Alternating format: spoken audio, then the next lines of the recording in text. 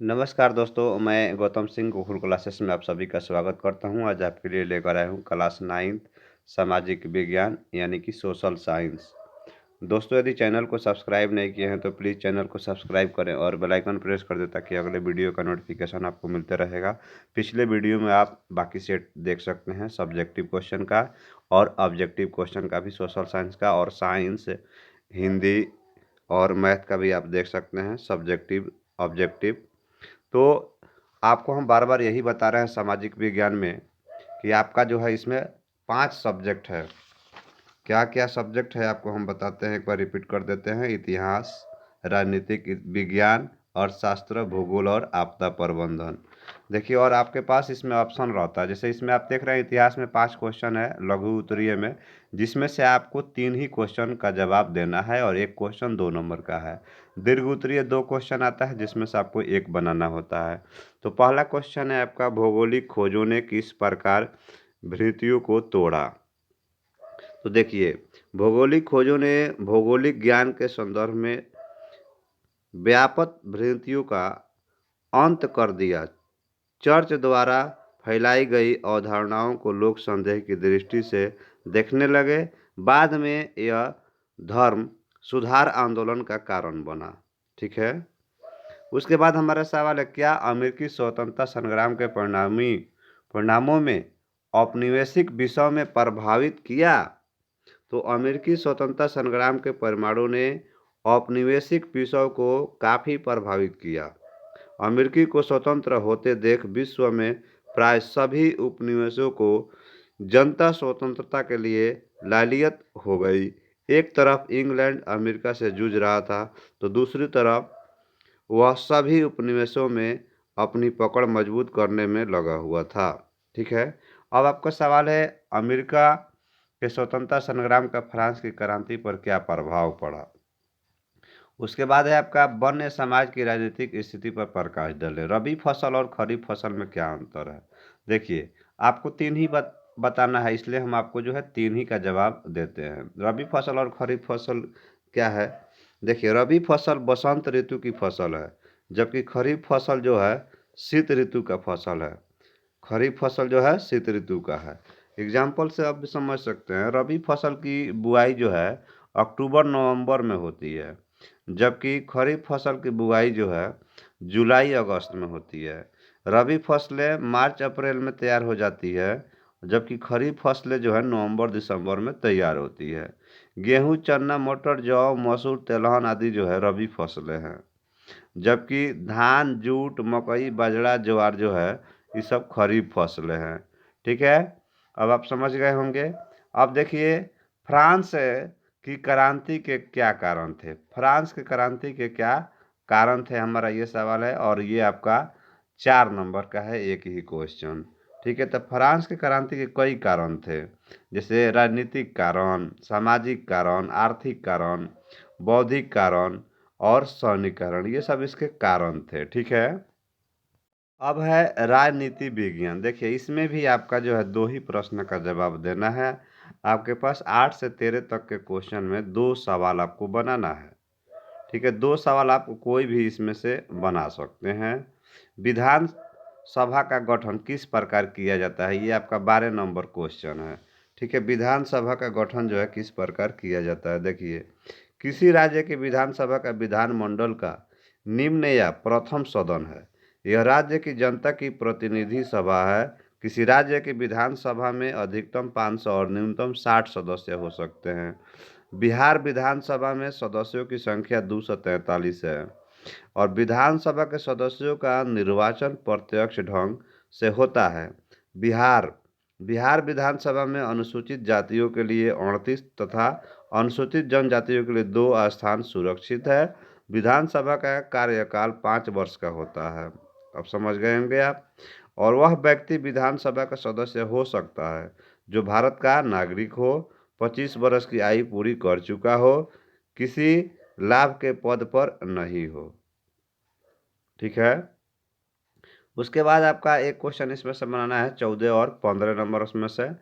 लोकतंत्र की विशेषता का उल्लेख करें। लोकतंत्र, देखिए, लोकतंत्र की विशेषता क्या है। जनता का प्रतिनिधि शासक, निष्पक्ष एवं स्वतंत्र निर्वाचन, विधि का शासन, समान मताधिकार। ठीक है। अब है आपका अर्थशास्त्र। अर्थशास्त्र में आपको क्या है कि 2 क्वेश्चन आपको बताना है। 16, 17, 18 को जो क्वेश्चन है इसमें से आपको 2 बनाना है। छिपी हुई बेकारी से आप क्या समझते हैं? आपका 17 नंबर क्वेश्चन है। ठीक है, तो छिपी हुई बेकारी से आप क्या समझते हो? तो हम छिपी हुई बेरोजगारी से एक ऐसी अवस्था है जिसमें उत्पादन क्रिया में आवश्यकता से अधिक व्यक्ति लगे रहते हैं। ठीक है। उसके बाद आपका सवाल है 18 नंबर, कृषक मजदूर से हमारा क्या तात्पर्य है? देखिए, ऐसा मजदूर कृषक मजदूर है जो बिल्कुल ही भूमिहीन है और अपने परिवार के पालन पोषण के लिए मजदूरी करना उनकी बाध्यता है।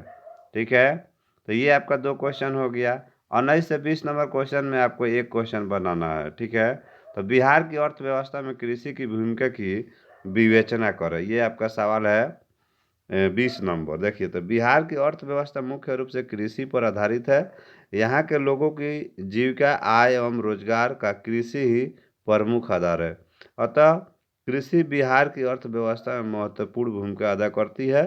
कृषि अर्थव्यवस्था के दूसरे क्षेत्रों को खाद्यान्न एक कच्चे माल की आपूर्ति करती है, बचतों एवं करों के रूप में साधन प्रदान करती है।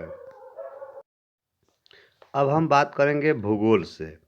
तो भूगोल में देखिए आपको क्या करना है, इसमें भी आपको 5 क्वेश्चन दिया है। 21 से 25 तक में आपको जो है 3 प्रश्नों का जवाब देना है और 1 क्वेश्चन 2 नंबर का है।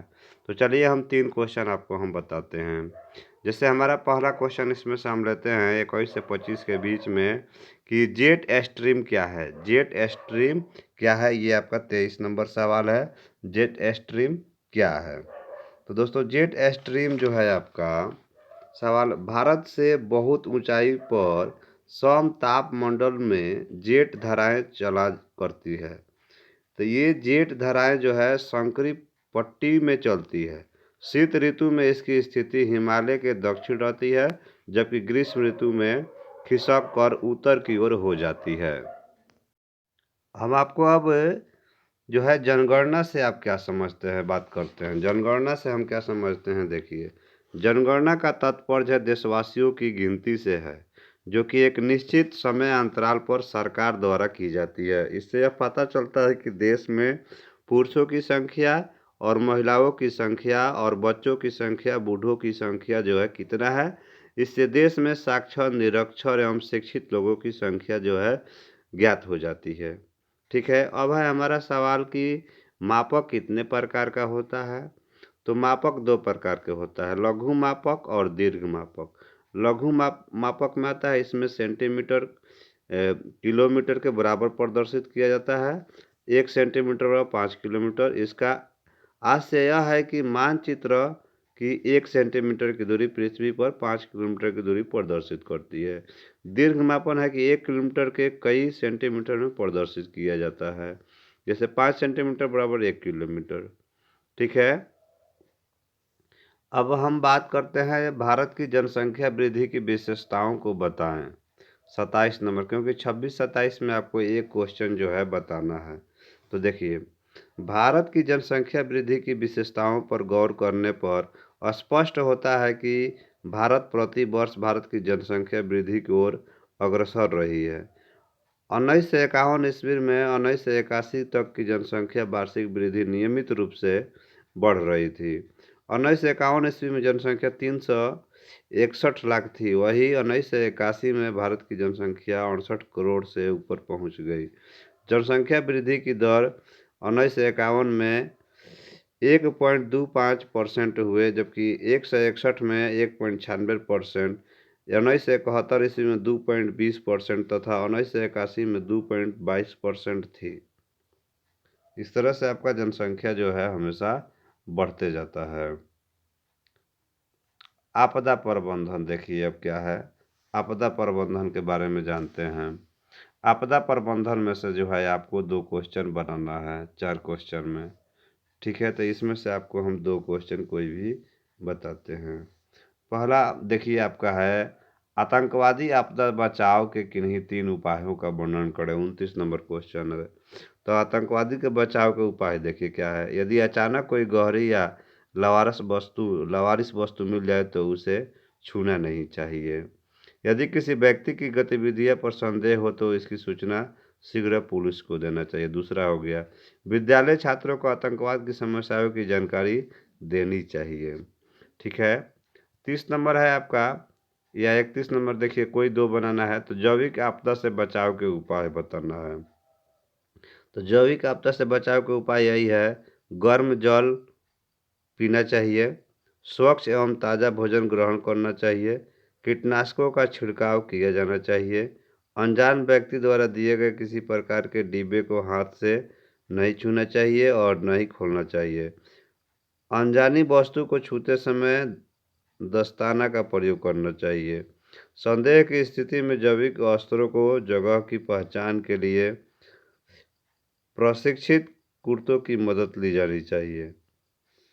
जैविक अस्त्रों के विरुद्ध अत्यंत कठोर अंतर्राष्ट्रीय कानून होना चाहिए और जैविक अस्त्रों के प्रयोग पर प्रतिबंध लगा सके। तो दोस्तों, ये है जैविक आपदा से बचाव के उपाय। तो ये था आपका सामाजिक विज्ञान क्लास 9 के लिए। दोस्तों, यदि आपको अच्छा लगा तो वीडियो को लाइक कीजिए और अपने दोस्तों के पास शेयर कीजिए, और चैनल को सब्सक्राइब नहीं किए हैं तो प्लीज़ चैनल को सब्सक्राइब करें और बेल आइकन प्रेस कर दें ताकि अगले वीडियो का नोटिफिकेशन आपको मिलते रहेगा। थैंक यू दोस्तों। राधे राधे दोस्तों।